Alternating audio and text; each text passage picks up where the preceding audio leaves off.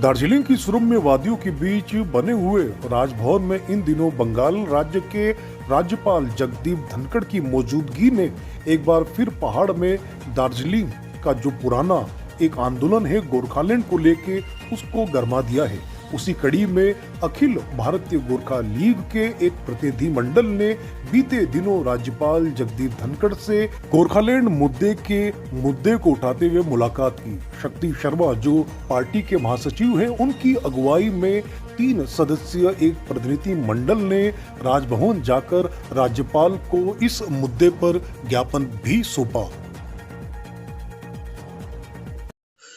नमस्कार, आज हमारे बीच अखिल भारतीय गोरखा लीग के महासचिव शक्ति शर्मा जी है, जिन्होंने कल दार्जिलिंग स्थित राजभवन जाकर राज्यपाल जगदीप धनखड़ से गोरखालैंड के मुद्दे पर बात की। आइए सीधे उनसे जानते हैं कि उन्होंने क्या मुलाकात की, क्या बात रखी और एबीजेल इस पूरे मुद्दे पर अपना स्टैंड क्या रखता है।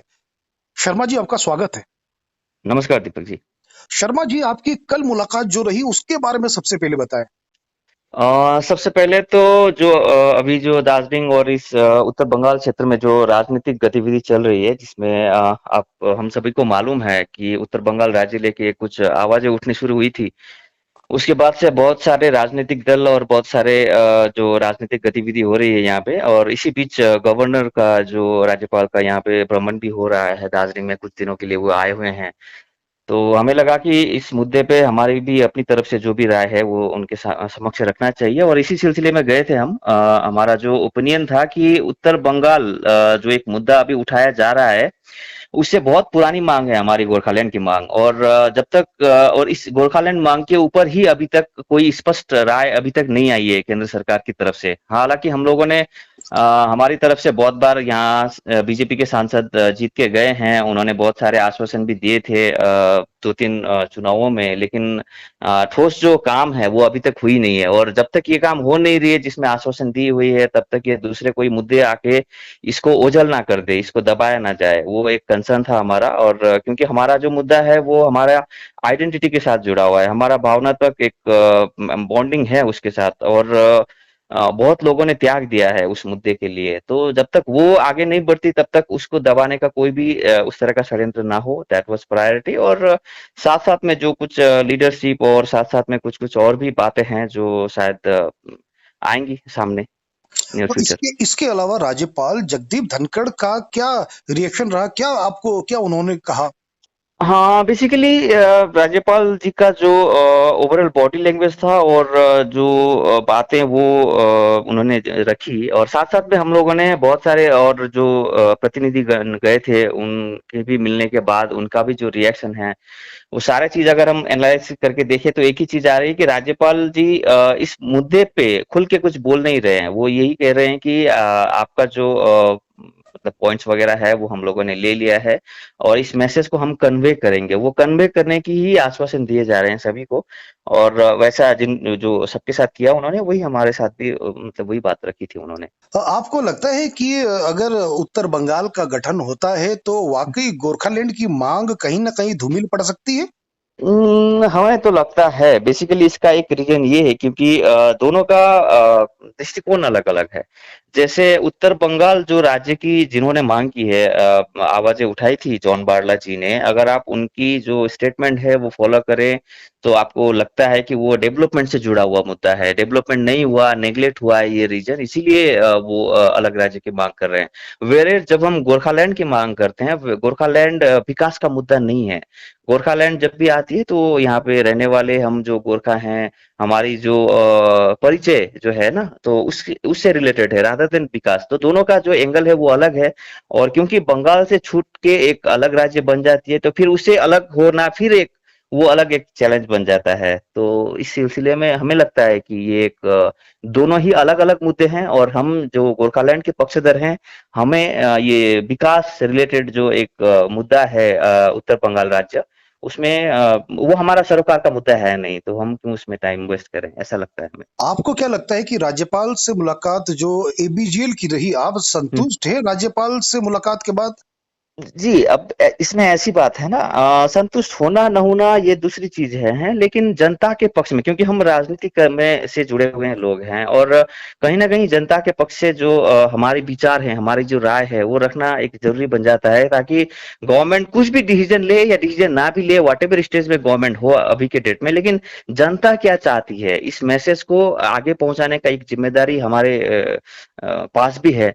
तो इस ज़िम्मेदारी के नाते हम लोगों ने जो एक राय थी, हमारी जो विचार थी, और हमारा जो मुद्दा था, मुद्दा की तरफ हम क्या सोचते हैं, तो वो हम लोगों ने रखा, ताकि आने वाले दिन में पब्लिक के साथ कोई धोखा ना हो। क्योंकि हम चाहते हैं कि बहुत सारा एक टाइम होता है ना, जब एक मौका आता है, तब पब्लिक के साथ धोखा हुआ है पहले भी, चाहे वो डीजीएससी के टाइम हो, जीटीए के टाइम हो, बहुत सारे अलग राज्य बन गए, लेकिन गोरखालैंड जहाँ का वहीं पे रह गया। तो इसका एक कारण था कि जो राइटली और एक ट्रांसपेरेंट वे में मैसेज रखा नहीं गया था पहले, हमें लगता है। तो हमें लगता है कि उस जिम्मेदारी को पालन करने के लिए हम लोगों ने मिले। आगे की जिम्मेदारी राज्यपाल की बनती है, आगे की जिम्मेदारी केंद्र सरकार और राज्य सरकार की बनती है। आपको लगता है कि जिस तरह से गोरखालैंड का मुद्दा इन दिनों पहाड़ में छाया हुआ है और कई राजनीतिक जो पार्टियां हैं वो लगातार मुलाकात के बाद पोस्टरिंग भी पहाड़ों हुँ, में हुँ। कर रही है, तो हुँ, हुँ। आपका अगला जो स्टैंड रहेगा एबीजीएल का वो क्या रहने वाला है? सबसे पहले तो जो पोस्टरिंग की बात कर रहे हैं आप, मैंने भी देखा 1-2 राजनीतिक दल जो खुद अलायंस में हैं, सेंट्रल गवर्नमेंट में जो पार्टी है उसके साथ, है ना? आप शायद वहाँ पे इशारा कर रहे हैं। कुछ-कुछ इंसिडेंट्स तो ऐसा है कि मुझे दुःख लगता है, दुःख इस बात से लगती है कि 2014-2019 में एक पार्टी ने आश्वासन दिया था, उनकी सरकार केंद्र में है, मजबूती से है, बहुमत के साथ है, और उनके साथ अलायंस करके जिन्होंने प्रतिनिधि भेजे थे यहाँ से लोकसभा में बोलने के लिए, और उसी पार्टी के पक्ष से हैं, तो उनके साथ अलायंस करने के बाद भी अगर आपको पोस्टरिंग करके अपनी बातें रखनी पड़ रही है, वो एक दुर्भाग्यजनक स्थिति है, मुझे लगता है। तो कहीं न कहीं मैं चाहता हूँ कि इन राजनीतिक दल जो भी नेताएँ हैं, शायद अच्छी सेंस एक आएगी उन्हें जल्दी से, कि खास करना क्या है। यहाँ पे पोस्टर लगाने से बहुत ज़्यादा इम्पोर्टेंट है कि जिन प्रतिनिधि को उन्होंने जिताया है, जिनके साथ वो अलायंस में हैं, उन्हें अपनी बात आगे पहुँचाने के लिए, पत्राचार करने के लिए एक दबाव दिया जाए, रादर देन यहाँ पे पोस्टरिंग, ये लगता है हमें। और जहाँ तक हमारा जो एक्शन है, हमारा एक्शन तो देखिए, अभी उत्तर बंगाल का जो भी मुद्दा है, हम लोगों ने कहा है कि वो हमारा सरोकार का मुद्दा नहीं है, हम गोरखालैंड के पक्षधर ही है, और सिर्फ गोरखालैंड के ऊपर ही हम बात करना चाह रहे हैं। तो अब वक्त आ गया है कि बहुत सारे राजनीतिक दल भी इस चीज़ों को समझ रहे हैं, और हम चाहते हैं कि एक यूनाइटेड प्लेटफ़ॉर्म बने, जिस प्लेटफ़ॉर्म के तहत अब ये गोरखालैंड की आवाज़ को आगे बढ़ाया जाए, और जो जनप्रतिनिधि जिन्होंने भी ज़िम्मेदारी ली हुई है, उनके ऊपर दबाव दिया जाए। और इस तरह के कुछ कार्यक्रम हैं हमारे अभी आने वाले दिनों में। हुँ, हुँ। आपको क्या लगता है कि आने वाले समय में पहाड़ में किसी तरह का फोरम का अगर हुँ, हुँ। गठन होता है तो उसमें एबीजीएल की भागीदारी हो सकती है? हाँ, डेफ़िनेटली, क्योंकि देखिए, मुद्दा जहाँ पे रहेगा, हम जब मुद्दा के विषय में बहस करेंगे, तो हम तो अपना पक्ष रखेंगे। जैसे अभी अब मैंने आपको कहा कि राज्यपाल जी आए हुए हैं, पब्लिक की तरफ से हम क्या सोचते हैं, वो मुद्दा रखना हमारी ज़िम्मेदारी बनती है। और जहाँ पे भी गोरखालैंड रिलेटेड कुछ मतलब इस तरह के टॉक्स हो, यहाँ पे चर्चा हो, तो वहाँ पे डेफ़िनेटली जाना तो बनता है, और जाना ही पड़ेगा हमें। चलिए, और अंत में एक सवाल आपसे ये पूछना चाहेंगे कि आप जो अपने प्रतिनिधि मंडल के साथ गए थे, कौन-कौन उनमें शामिल रहे?